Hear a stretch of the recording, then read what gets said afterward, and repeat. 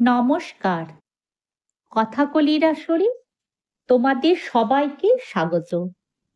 আজ আমি তোমাদের অমিতাভ বসু সম্পাদিত জাতকের গল্প বইটি থেকে গৃহস্থের চৈতন্যোদয় গল্পটি পাঠ করে শোনাব। জাতকের নাম তেলোবাদ জাতক। পুরাকালে বারাণসীতে ব্রহ্মদত্ত নামে এক রাজা রাজত্ব করতেন।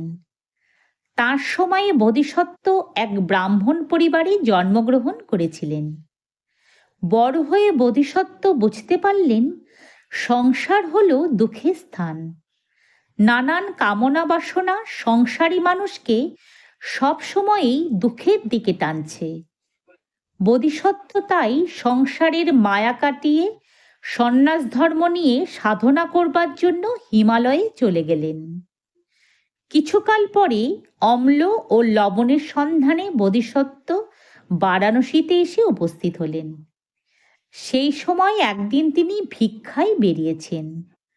এমন সময় একজন ধনী গৃহস্থ তাকে দেখতে পেয়ে ভাবলেন, ইনি তো অহিংসার কথা সকলকে বলে বেড়ান, জীব হত্যা ত্যাগ করতে বলেন। আজ একে নিয়ে একটু কৌতুক করা যাক। এই ভেবে সেই গৃহস্থ বোধিসত্ত্বকে অভ্যর্থনা করে নিজের বাড়িতে নিয়ে গেল।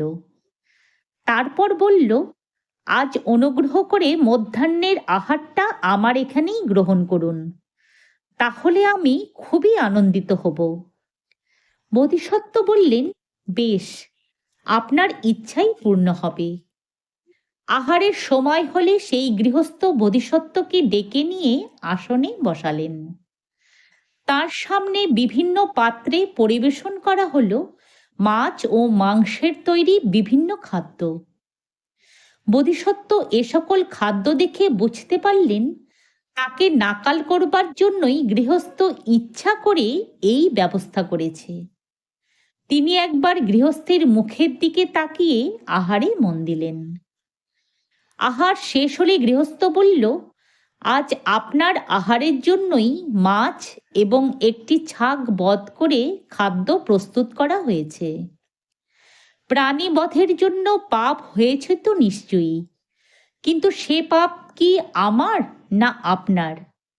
আমি জানি যে খাদ্যের জন্য প্রাণী বধ করে পাপ যেমন তার হয়, তেমনি বধ করা প্রাণীর মাংস যে খায় পাপ তারও হয়।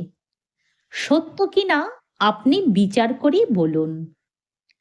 গৃহস্থের কথা শুনে বোধিসত্ত্ব বললেন, আপনি যা বললেন তা মিথ্যা নয়।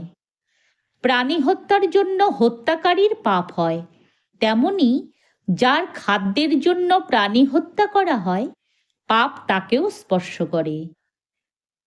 তবে তেল মাখানো দণ্ডে যেমন জল লাগতে পারে না, তেমনি এমন কিছু সদ্গুণ আছে যা থাকলে মানুষকে কোনো পাপই স্পর্শ করতে পারে না।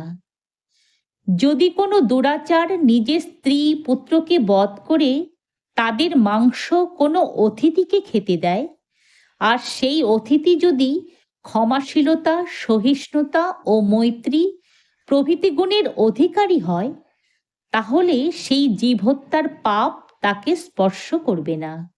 সে নিশ্চিন্তে আমার মতো সবার দেওয়া সব আহার্যই গ্রহণ করতে পারে।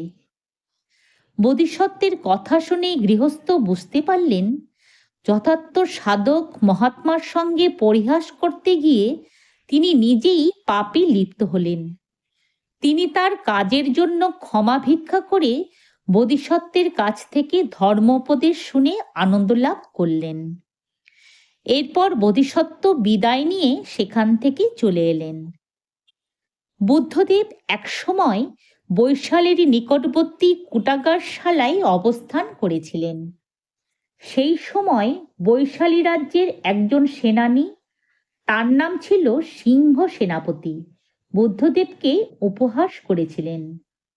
সিংহ সেনাপতি ছিলেন নির্গ্রন্থ জ্ঞাতিপুত্র নামে জৈনপন্থী এক সাধকের শিষ্য। নির্গ্রন্থ জ্ঞাতিপুত্র ছিলেন একজন তীর্থিক। তিনি নিজে তার শিষ্যদের নিয়ে বুদ্ধদেব সম্পর্কে নানা নিন্দাবাদ রটনা করে বেড়াতেন। সিংহ সেনাপতিও গুরুর দেখাদেখি প্রথমে বুদ্ধদেবের নিন্দাবাদ করতেন, তাকে উপহাস করতেন।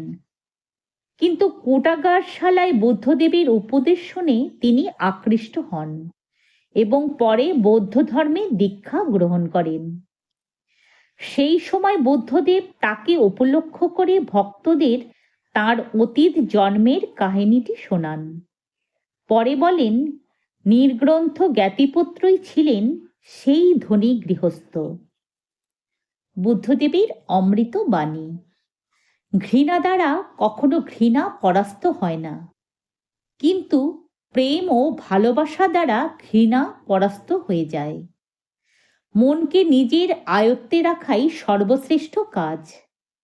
মনকে বশে রাখা বড় কঠিন, কারণ মন বড় চঞ্চল।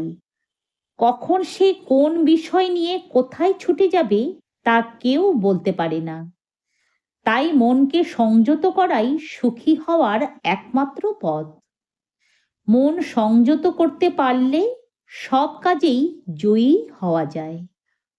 যদি তোমাদের আজকের এই গল্পটি ভালো লেগে থাকে তাহলে একটা লাইক ও আমার এই চ্যানেলটিকে সাবস্ক্রাইব করে দিও, যাতে তোমাদের জন্য আরও অনেক নতুন নতুন গল্প নিয়ে আসতে পারি। ধন্যবাদ।